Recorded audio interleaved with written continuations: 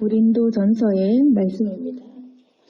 이 말씀은 고린도 교회에 분쟁이 일어나서 사도 바울이 성도들에 대해서 권면하는 내용의 그러한 본문입니다. 고린도 교회에 분열이 일어났는데 각 사람들이 나는 바울에게, 나는 아볼로에게, 게바에게 그리스도에 속한 자다 이렇게 하면서 여러 부류로 갈라져서 분쟁이 생기게 된 것입니다. 그래서 모두가 같은 말을 하고 같은 마음과 같은 뜻으로 합해야 하는데 믿는 사람들이지만 분열이 되고 분쟁이 되고 서로 간에 다툼과 싸움이 있는 그런 일들에 대해서 사도 바울은 어떻게 얘기하냐면 고린도전서 2장 2절에 보시면 사도 바울은 이렇게 얘기합니다. 내가 너희 중에서 예수 그리스도와 그가 십자가에 못 박히신 것 외에는 아무것도 알지 아니하기로 작정하였습니다. 사도 바울의 얘기는 뭐냐면 내가 언제 너희에게 나아가서 하나님의 그 증거를 전할 때 말과 지혜로 그렇게 했냐. 그러니까 좀 쉽게 얘기해서 난 너희들처럼 그 아는 것으로 잘난 척하고 내 그 지혜를 너희에게 보이지 않았다. 정말 많이 알고 있는 사도 바울, 똑똑한 사도 바울이지만 십자가 말고는 아무것도 알지 않기로 내가 작정했다. 그렇게 얘기하는 겁니다. 그래서 우리가 이것을 봤을 때 성령이 충만하지 못한 그런 부족한 사람들은 자기가 아는 것을 강요하고 자기가 아는 것을 이야기하고 주장하기를 좋아한다. 그리고 사도 바울처럼 변화된 사람은 어떠냐면 아는 것도 내려놓는 것. 그리고 십자가 말고는 아무것도 알지 않기로 작정하였다는 것. 굉장히 다른 것을 알게 됩니다. 여기서 육적인 사람, 영적인 사람 나뉘는 것입니다. 사도 바울은 십자가 말고는 알 필요가 없다. 그래서 자기가 가장 잘 하는 것, 그리고 잘 아는 것을 배설물로 버려둔 것입니다. 그런데 우리는 어떻습니까? 우리가 십자가 사건 외에도 우리는 좀 많이 알고 싶고 그리고 많은 지혜를 얻기를 원합니다. 사도 바울이 배설물로 버린 가장 더럽게 여긴 것도 우린 주워 담기를 원합니다. 왜냐하면 많은 사람들에게 내 지혜를 알리려고. 그럼 어떠냐면 십자가가 아닌 사람의 지혜를 전하게 되는 거. 우리 그거를 놓치는 것입니다. 그래서 어떻게 보면 신앙생활이 어려운 것은 우리가 많이 공부하고 연구하고 그렇게 하는 게 좋고 또 필요한 것임에도 불구하고 우리가 이 말씀을 통해서 다시 생각해야 될 것은 뭐냐면 사람들이 똑똑하고 지혜롭고 시간이 많다 보면 서로 간에 분쟁을 하게 되고 결국 분열한다는 겁니다. 그래서 우리 기독교만큼 많은 교단과 많은 종파가 있는 게 없겠죠. 사람들이 갈라지고 분쟁을 하고 그렇게 하는 겁니다. 십자가 안에 하나가 되기가 어렵습니다. 왜냐하면 선생이 너무 많고 똑똑한 사람이 너무 많아서 그렇습니다. 그래서 왜 이렇게 분쟁이 심하냐? 그 뒷장에 보시면 알겠지만 하나님의 지혜를 가진 사람은 없기 때문입니다. 계속 보시면 사도 바울은 어떻게 얘기하냐면 2장 3절에 보시면 내가 너희 가운데 거할 때 약하고 두려워하고 심히 떨어노라. 사도 바울이 이랬다고 합니다. 우리가 아는 사도 바울은 이 책들을 쓴 것을 보면 특히 로마서 이런 말씀들을 보면 굉장히 똑똑하고 지혜롭고 아주 대단한 사람인 것 같은데 이 사람의 고백은 약하고 두려워하고 내가 떨었다. 그렇게 표현하고 있습니다. 그래서 이 사도 바울의 고백도 뭐냐면 그 4절에 보시면 내 말과 내 전도함이 설득력 있는 지혜의 말로 하지 않고 다만 성령의 나타나심과 능력으로 했다. 이것이 중요합니다. 보통 우리는 전도를 하고 누구를 가르치고 이렇게 할 때 설득력 있기 위해서 노력합니다. 설득하고 내가 똑똑하고 많이 알아야 된다고 생각합니다. 우리가 만약에 전도를 하고 싶다, 누군가를 가르치고 싶다, 그럼 우리는 대부분은 지혜를 구하고 내가 저 사람에게 복음에 관한 좀 잘 전파를 해서 내 말이 좀 먹히기를, 설득하기를 우리가 원하겠죠. 사도 바울은 나는 그렇게 안 했다는 것입니다. 사도 바울은 나는 십자가 말고는 아무것도 알지 않기로 작정했고 또 이제 공부 안 할 거라는 것입니다. 지혜 필요 없다는 것입니다. 그리고 심지어 약하고 두려워하고 덜덜 떨고 이렇게 하지만 그럼에도 불구하고 자기는 어떻게 하냐면 성령이 나타나심과 능력으로 전도한다. 그렇게 얘기합니다. 그런데 보통의 그리스도인들은 지혜를 원하고 또 설득하기를 원하고 말을 잘 할 수 있기를 구한다는 겁니다. 왜냐? 성령의 능력이 없기 때문에 그렇겠죠. 바울에게 있었던 것이 지금 우리에게는 없는 것입니다. 우리는 성령의 나타나심의 역사가 없으니까, 그러니까 말로 설득하고, 우리가 성령의 능력이 없으니까 머리가 똑똑해야 되고 지혜로 해야 되고, 그래서 논쟁하고 분쟁을 하면서 이기고 다투고 해야지, 그래야지 우리가 예수님 전한다고 생각하지만 하나도 먹히지 않는 겁니다. 사람의 지혜로는 복음은 설득을 해서 되는 것이 아닌 겁니다. 사도 바울의 이야기는 뭐냐면 2장 5절에 보시면 너희 믿음이 사람의 지혜에 있지 아니하고 다만 하나님의 능력에 있게 하려 하였노라. 왜 사도 바울은 그 똑똑한 사도 바울이 지혜도 버리고 십자가만 알기를 원하고 그렇게 했냐면 사람의 지혜가 아닌 하나님의 능력을 보이려고, 우리의 이 믿음이 하나님의 능력에 있게 하려고. 그래서 사람이 너무 똑똑하면 자신을 증거하게 됩니다. 내가 얼마나 똑똑한지, 내가 얼마나 잘 설득하는지, 내가 얼마나 아는 것이 많은지 이걸 자랑하면서 설교하고 전도하고 설득을 하겠죠.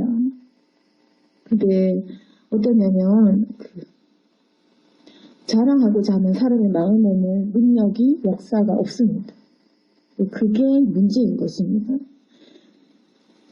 그러니까 내가 똑똑한 것을 나타내려고 하는 그런 마음이 있다.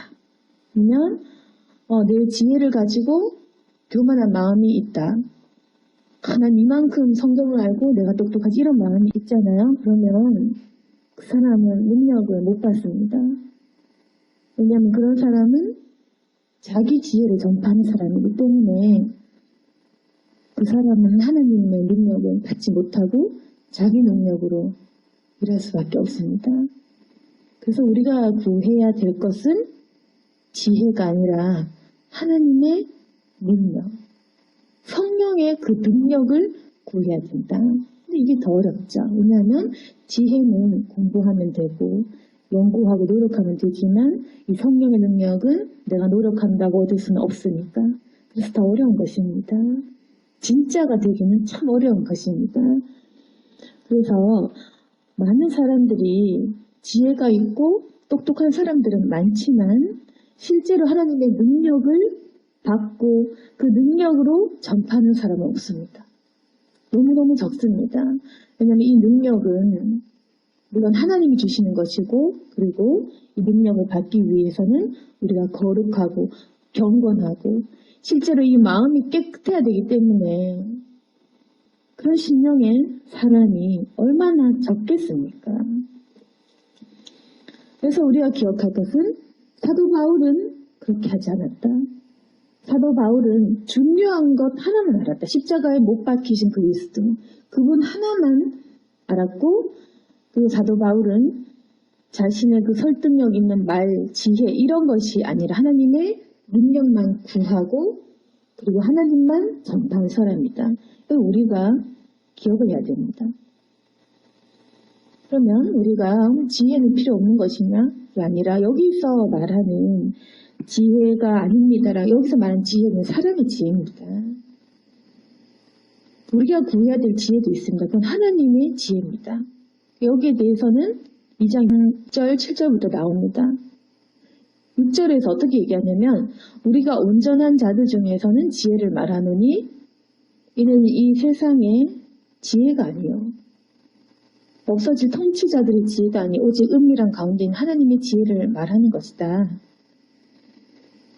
그래서 사람의 지혜는 우리가 버려야 되는 것이고 지금 우리가 구해야 되는 그 지혜는 뭐냐면 이 세상 지혜 말고 이 세상에서 그 없어질 것 같은 그런 권위자들의 그런 지혜 그런 것이 아니라 은밀한 가운데 있는 하나님의 지혜 이 지혜를 우리가 구해야 된다는 것입니다. 그럼 앞절의 지혜와 뭐가 다르냐? 앞절의 지혜 사람의 지혜를 구하는 사람은 하나님의 지혜를 가지지 못합니다. 좀 이상한 말인데 그리스도만 아는 사람이 하나님의 지혜를 가질 수가 있습니다. 다시 말하면 교만하고 세상 지혜를 구하고 자랑하고 싶어하는 사람은 하나님의 지혜와 멀어집니다. 근데 사도 바울처럼 내 지식은 버리고 내 것을 부정하고 그리스도 말대로 작정하고 하나님의 능력만 구한 사람은 오히려 하나님의 지혜를 얻습니다. 그래서 하나님의 지혜를 얻기도 참 어렵고 결국 하나님의 능력을 받는 사람이 하나님의 지혜까지도 얻을 수 있는 것이겠죠. 반대로 또 말하면 세상 지혜를 구하는 사람은 하나님의 지혜와는 반대되기 때문에 실상 그 사람은 무지한 사람으로 되는 것입니다. 이것이 이 육에 속한 사람 그리고 하나님에 속한 사람 다른 것입니다. 이 하나님의 지혜는 그럼 뭐냐? 이 지혜는 어떤 것이냐? 이 지혜가 어떤 것이냐면 2장 8절에 보시면 이 지혜는 이 세계 통치자들이 한 사람도 알지 못하였나니 이 통치자들이라고 말한다면 그 말 그대로 통치자입니다. 권위자, 통치자, 똑똑한 사람들 지금 말하면 과학자들 가장 똑똑한 사람들이 한 사람도 알지 못한 지혜 그게 뭐겠습니까? 그 지혜를 하나님의 지혜라고 말하는 겁니다. 이 시대를 살고 있는 가장 공부 잘하고 가장 머리 좋고 가장 IQ가 높은 사람들이 한 사람도 알 수 없는 지혜 그게 뭐겠습니까? 아무도 알지 못한 이 지혜라는 게 있는데 이걸 만약에 알면 아무도 주님의 십자가를 못 받지 않았을 텐데 그 말입니다. 이 지혜를 안다면 절대로 그리스도를 못 받지 않았을 그 지혜 이 지혜는 그리스도의 십자가를 아는 지혜 그래서 그리스도를 못 받지 않을 수 있는 그 지혜가 뭐냐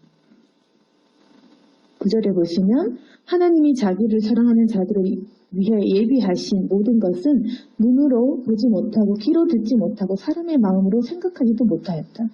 이 지혜는 왜 똑똑한 사람도 모르냐? 하나님이 주시는 것이기 때문입니다. 하나님이 자기를 사랑하는 자들을 위해서 예비하신 지혜이기 때문에 이거는 하나님이 주시지 않으면 절대 받을 수 없는 것이기 때문에 아무리 똑똑해도 눈으로도 못 보고 귀로도 듣지 못하고 내 마음으로 생각하지도 못하는 하나님의 지혜는 그 어떤 똑똑하고 대단한 사람이라 할지라도 절대로 알 수 없는 굉장히 신비한 것이겠죠. 그래서 이 지혜를 가지는 사람은 굉장히 드문 것입니다. 아무리 똑똑한 사람도 주님을 사랑하지 않고 하나님이 예비하신 사람이 아니라면 절대로 이것은 얻을 수 없습니다. 그럼 이 지혜가 있으면 그리스도를 알아보고 또 십자가에 못 박지 않고 그렇게 했을 것인데 그럼 우리 같은 사람은 어떡하냐? 그러니까 뭐냐면 우리가 무지해도 상관이 없는 것입니다. 이 세상에 가장 똑똑한 사람도 알지 못한 지혜 같으면 이 세상에서 공부 못하고 좀 이렇게 지혜가 떨어지는 사람도 상관이 없는 것입니다. 이 지혜는 육적인 어떤 그런 부분이 아니라 우리가 공부한다고 해서 얻는 그런 것이 아니기 때문에 이 지혜는 거꾸로 얘기하면 그 어떤 사람도 받을 수 있는 것입니다.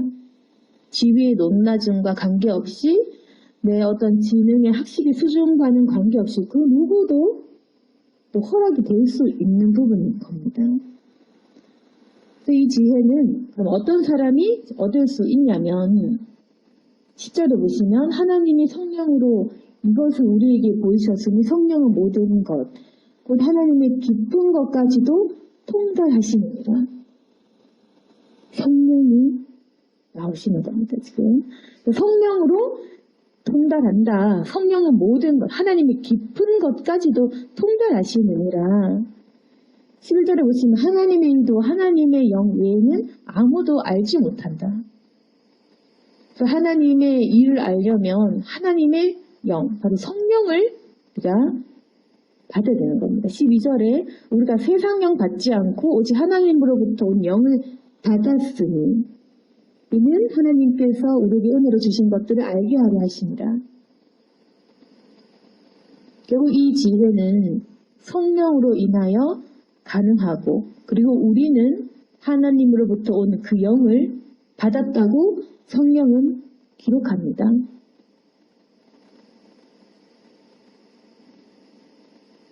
그러면은 우리는 이 지혜를 얻은 자들입니다. 우리가 스스로 우리가 무지하다고 생각했죠. 그런데 우리는 사실은 구원받을 만한 지혜를 이미 얻은 것입니다. 우리가 세상의 그 어떤 통치자들과 권위자들 앞에서도 당당할 수 있는 이유, 그리고 우리가 가장 고상한 지혜를 가지고 있는 이유, 우리는 이 세상에서 가장 중요한 사실을 깨달은 사람입니다. 우리가 지금 가지고 있는 이 복음, 그리고 우리가 받은 이 성령, 우리가 알고 있는 이 지혜가 어떤 것인지 우리가 지금 깨달아야 된다. 그래서 우리가 성령을 받은 사람이라면은 분명히 하나님의 깊은 것까지도 통달할 수 있는 그 지혜를 이미 얻은 것이고 성령께서 우리를 가르치실 것입니다. 13절에 보시면 사람의 지혜가 가르친 말로 아니하고 오직 성령께서 가르친 것으로 하니 영적인 일을 영적인 것으로 분별하느니라. 우리가 전도를 할 때, 사람을 가르칠 때, 우리가 복음을 전할 때 결국 영적인 일을 영적인 것으로 오직 성령께서 가르치신 것으로 하나님의 지혜로 하는 것이다. 사도 바울은 그리스도인이라고 하면서도 자신의 지혜를 내보이고 분쟁하고 분열하고 이렇게 교회를 어지럽히는 사람들에 대해서 너희가 실제로 지혜 있지 않다. 너희는 바울파, 아볼로파, 게바 이렇게 파를 나누어서 너희들의 그 지식을 자랑하지만 결국 너희들은 하나님의 지혜와는 멀어지고 있다. 성령과는 멀어지고 있다. 성령은 그렇게 역사하시지 않는다는 겁니다. 영적인 일은 영적인 것으로 분별하고 성령께서 주신 것으로 너희가 해야 한다. 그 말을 통하여서 사람들에게 가르치고 있는 겁니다.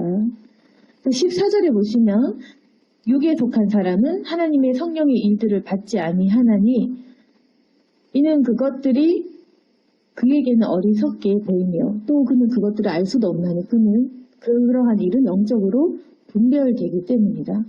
그래서 육적인 사람은 성령의 일을 모르고 영에 속하지 않고 육에 속한 사람이니까, 그래서 육에 속한 사람은 성령에 속한 일들, 영적인 일들이 이제 어리석게 보이고, 또 반대로 신령한 자는 어떠냐면 또 육적인 사람들을 볼 때 아주 답답하겠죠. 그래서 우리가 영적인 사람과 육적인 사람이 있으면 다툼이 일어날 수밖에 없습니다. 왜냐하면 육적인 사람은 영적인 사람을 알지 못하고 분별을 못하기 때문에. 그런데 15절에 신령한 자는 모든 것을 판단하나 자기는 아무에게도 판단받지 아니하느니라. 영적인 사람은 자신이 판단을 할 수는 있지만 육적인 사람의 판단을 받지는 않습니다. 받을 필요가 없겠죠. 영적인 사람은 이미 하나님의 지혜를 가지고 성령의 능력으로 영적으로 분별하기 때문에 판단을 할 수 있지만 그 신령한 자는 판단받을 필요가 없는 겁니다. 어떻게 육적인 사람이 신령한 사람을 판단하겠습니까? 그리고 16절 누가 주의 마음을 알아서 주를 가르치겠느냐. 그러나 우리가 그리스도의 마음을 가졌느니라. 왜 갑자기 마음이 나오겠습니까? 갑자기 이 지혜, 육적인 일들, 신령한 일들 이러한 이야기를 하다 갑자기 16절에 마음을 얘기합니다. 누가 마음을 알아서 가르치겠느냐? 우리가 그리스도의 마음을 가졌다. 왜 이 마음을 얘기할까요? 이건 영적이지 않은 육적인 사람은 왜 갑자기 생뚱맞게 마음을 얘기하는지 모릅니다. 근데 영적인 사람, 신령한 사람은 이 마음에 대한 이야기가 왜 나오는지 알게 됩니다. 지금 사도 바울이 말하는 하나님의 그 능력, 성령의 능력, 그리고 하나님의 지혜, 그리고 그리스도의 마음, 이 세 가지가 거의 동일한 말이면서 따로 뗄 수 없는 연결되는 부분이기 때문에 그렇습니다. 영적인 일은 영적인 사람이 분별하겠죠. 영적인 사람은 그리스도의 마음을 가졌겠죠. 그리스도의 마음으로 분별을 하고 그리스도의 마음 이꼴 바로 성령의 능력입니다. 그러니까 머리로 똑똑한 사람은 마음은 썩은 겁니다.